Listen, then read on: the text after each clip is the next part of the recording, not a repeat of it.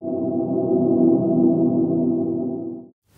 there! In this video we are going to write some algebraic proofs for a variety of trig identities, and we're going to do that using 8 basic identities. That's reciprocal, quotient, and Pythagorean, along with algebra skills in the process. Alright, so we're going to do a few proofs using basic identities, but first we're going to think a little bit in general about this. You know that you can verify by substitution or by graphing, but these are not enough to prove that the identity is true for all cases in general. When you use graphs or substitution, you're proving it for one or some of the values of the variable or variables involved, but not in all cases. To prove it, you have to algebraically show that the two sides are equivalent to each other. One option is to work only on one side of the identity and then work until you make it algebraically equivalent to the other side. Or you can work on both sides of the identity and try to algebraically make the two sides equivalent.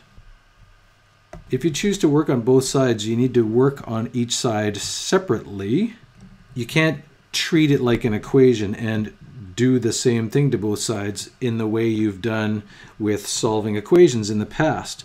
When you're solving an equation, you know it's an equation. You're given and told it's an equation and now solve it. Here we don't know that the two sides are equal. That's what we're trying to do. We're trying to prove that the two sides are equal. So we can't treat it like an equation. So we can't, for example, multiply both sides by something like cosine or cross multiply the two sides to try and prove that somehow it's equal. At the start, you don't know the two sides are equal, so it's not yet an equation. Now, one last thing we're going to look at here is sometimes in an identity, people aren't sure which side to start with, but probably the general rule is usually the simplest thing is to look for the more complicated side and try and start with trying to simplify that, because the only other option would be if you started on the simpler side, you'd have to complicate it, and complicating things is not something we usually do in math. All right, so let's look at some examples. There is one. So to prove this, here's our identity that we're going to try and prove is true. And I have this set up here just to help keep my left side and my right side separate with a nice line down the middle, because otherwise we can tend to get mixed up with what's what. And we need to make sure we work on the two sides separately and not start combining them together. I am going to say that both of these sides, I'm not sure which one necessarily looks more complicated and decide to start on that side. But I would say if you have two terms and you're looking to make it one term, right? This thing on the right is two terms, something minus something else, two terms. I am going to start with that side. So as we have done many times in the past, one strategy is to change things to sine and cosine. So I'm going to change that cosecant to sine, and now I'm also going to turn that into a fraction because that's going to help me work with it here. So I'm actually just going to write it first as sine over 1. If we're doing a proof, it's important to show every single step clearly so it's really easy for someone to follow what we're doing.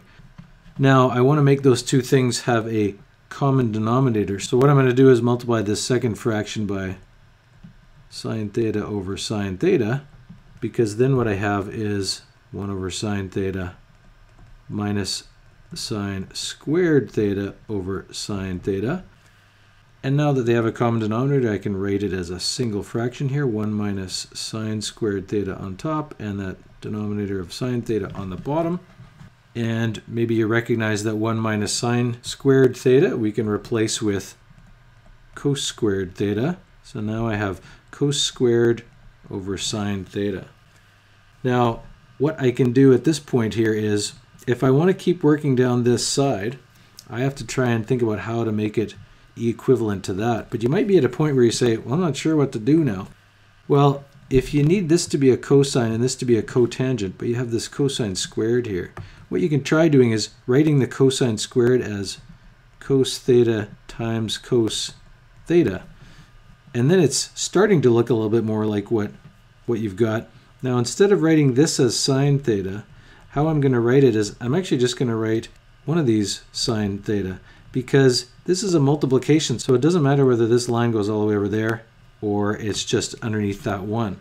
And the reason that helps now is because I've got cosine times that over on this side, and I've got cosine times cosine over sine, and hopefully you recognize that cosine over sine can turn into cotangent.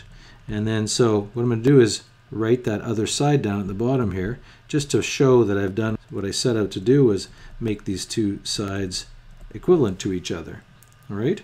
Now, if, as I said, you might not be sure what to do at that point, what you can do is you can work down both sides as long as you do it separately. So if you wanted to stop at that point and then go up to here and start working with that to try and make it look the same, that is also a way to prove it. So you could take that cosine cotangent at the top and you could change it to cosine times cos over sine.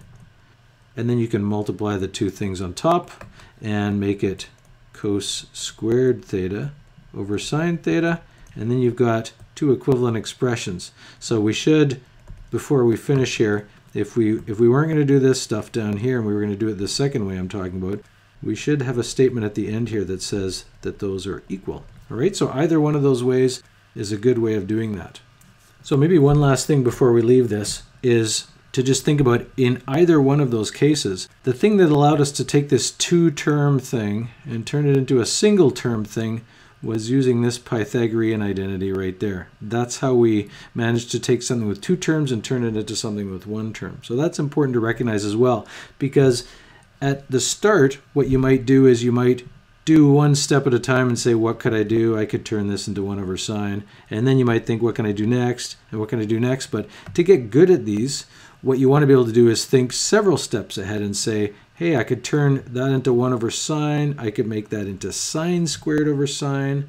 On the top, I'd have 1 minus sine squared. And you can think several steps ahead, and it helps because you can see where you're going before you get there.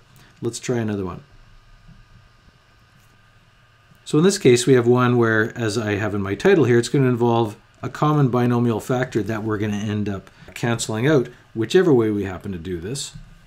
So I would say that this side definitely looks more complicated. So I'm going to start with that side. So we're going to leave the top alone here and say cos theta minus 1. But on the bottom, we're going to turn this tangent into sine over cosine. Sine theta over cosine. And then we're going to leave this sine theta the way it is there.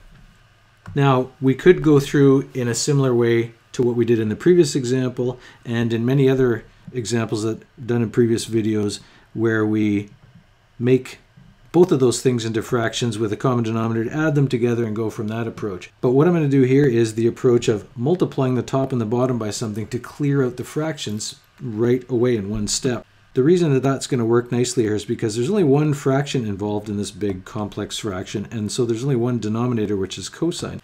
So to clear it out, if I was to multiply by cos theta over cos theta, I can clear it out right away. On the bottom, I'll do the bottom first here, because that's what we're trying to clear out.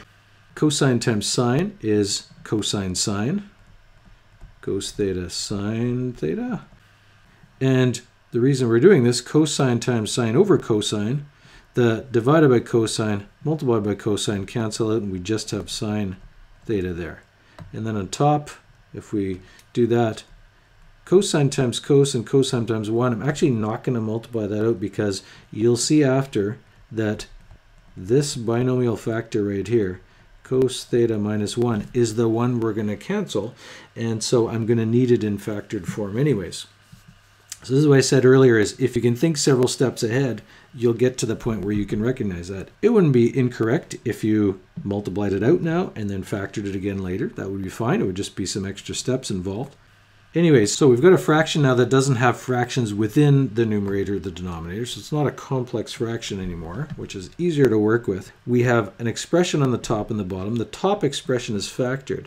And if you factor the bottom expression, you'll see where we can go with this. So on the bottom of that, there is a common factor of sine there in that binomial. So I can factor out the common factor of sine, and what I'm going to be left with is just cosine from the first term and 1 when we factor out sine out of the second term. And if you notice, I have that exact same binomial factor on the top. So at this point what I can do is, since those are identical, they're going to divide to 1, so I can cancel them out. And I just have cos theta over sine theta. And at this point, you'll notice we were trying to turn it into cosecant times cosine. So what we can do, if we're trying to turn this into cosecant cosine, maybe I'll just write it again down here so I can scroll down, we can still see it. You have one of two choices here. We can go to this side and start working with that to make it look the same as this side. Or if you want to stay on one side, take this and make it look like the right side. So if I'm working on this side, what I'm going to do is cosine divided by sine can also be written as cosine times 1 over sine. And then you might start to see that cosine times 1 over sine is the same as cosine times cosecant. And you can see the two sides are the same. The order doesn't matter when you multiply, but just for good measure, we can write it in the same order so the two sides look exactly the same. That equals this, and we've proved it. But just like in the previous example, let's say you got to here and you didn't start doing what we're doing. So let's say we didn't have any of this, all of it was gone, but instead we said, hey, cosine over sine is actually the same as cotangent. And then you'd say, okay, now what do I do? What you could do at that point is go back to here and then make this look like cotangent, which you can. Let's move this up a bit here. I have a bit of room. And if you change this to 1 over sine, cosecant's 1 over sine times cos, you can turn it into cos theta over sine theta, which is equal to cotangent theta. So you have those two equal at the end, which is the goal of the thing, making the two sides look the same.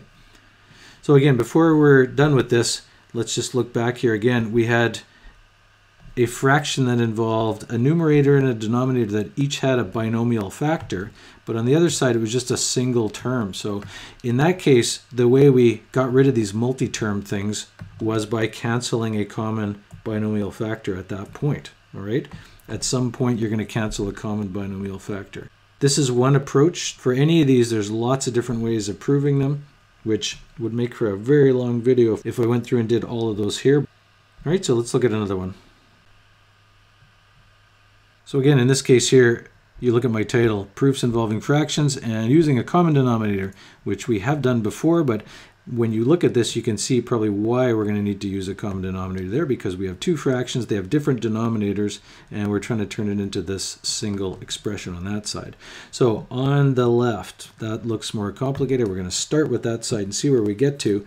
I am just going to rewrite the expression here that we can work with. 1 minus cos x there, minus 1 plus cos x here.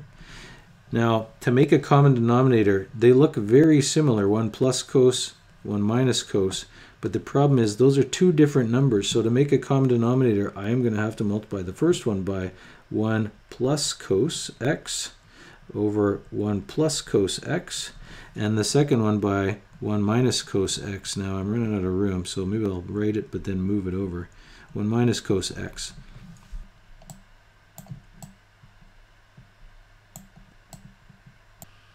Okay, that's a bit better.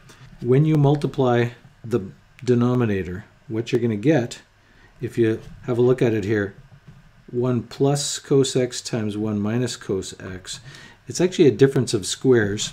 And I'll do it down here and then erase it after. 1 plus cos x times 1 minus cos x. You're multiplying two binomials that are almost the same except a plus and the minus there. What the result is going to be, 1 times 1 is 1. 1 times minus cos is minus cos x. 1 times plus cos x is plus cos x.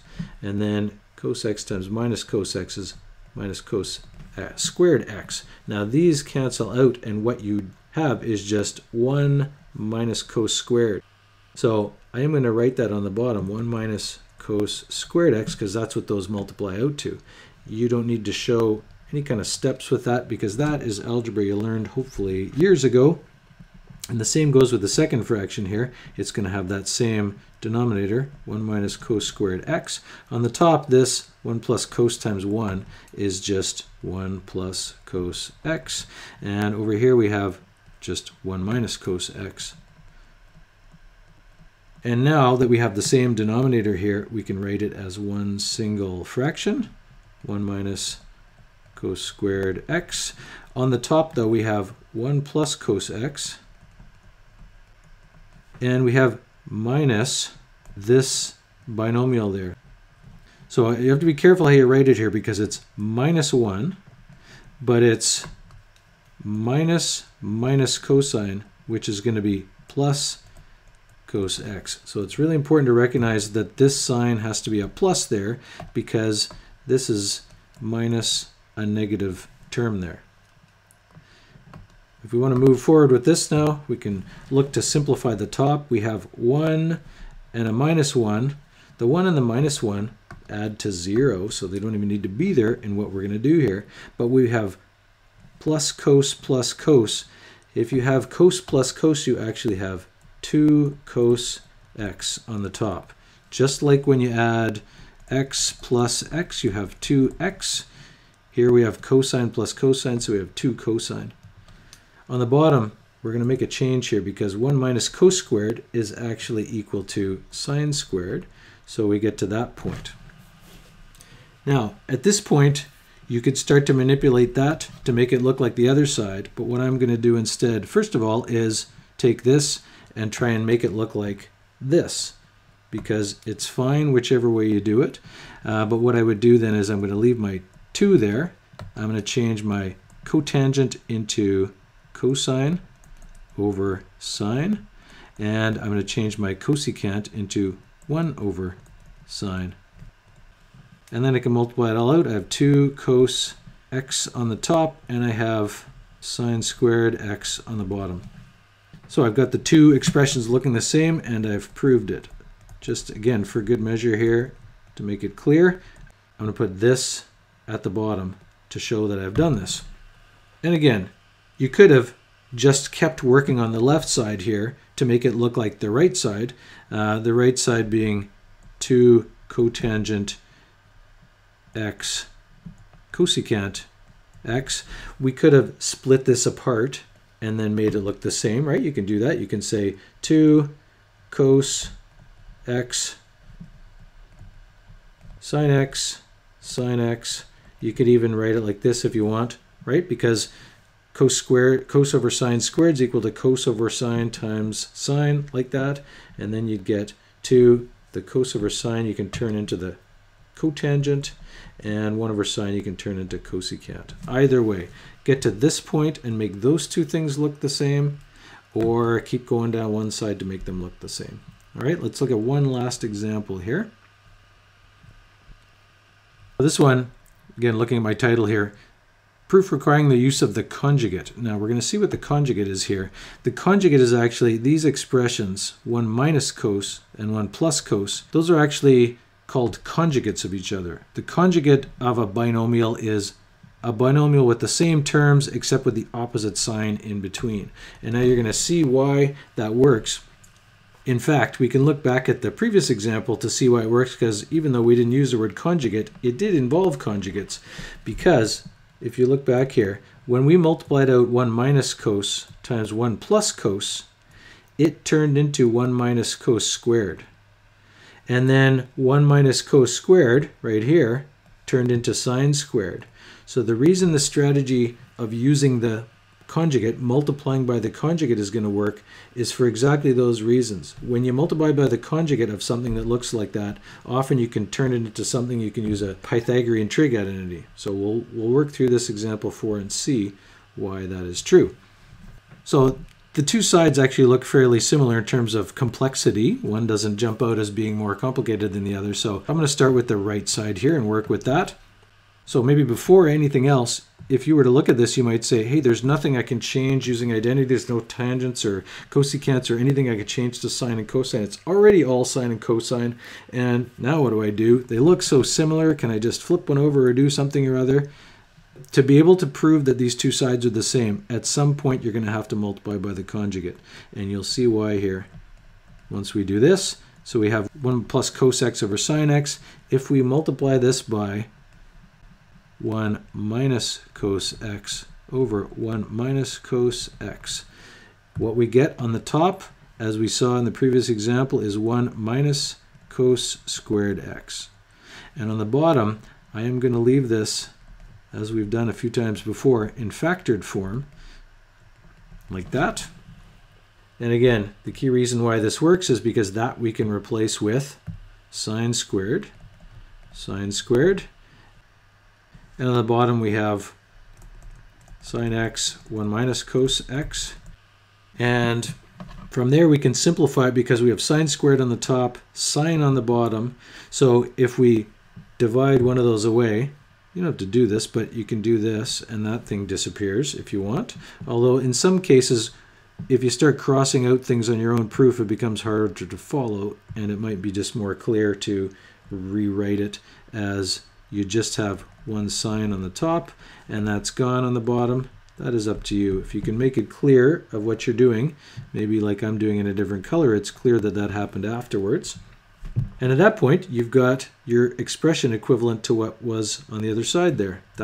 We've got what we've got there, right? So we've got sine x over 1 minus cos x, and those two sides are equal. All right? Now, I could have chosen, I said at the beginning that these two looked pretty equivalent in terms of complexity. I could have started on this side, except that I would have had to multiply that side by the conjugate of this expression. So if this has 1 minus cos on the bottom, I could have multiplied that side by 1 plus cos x over 1 plus cos x.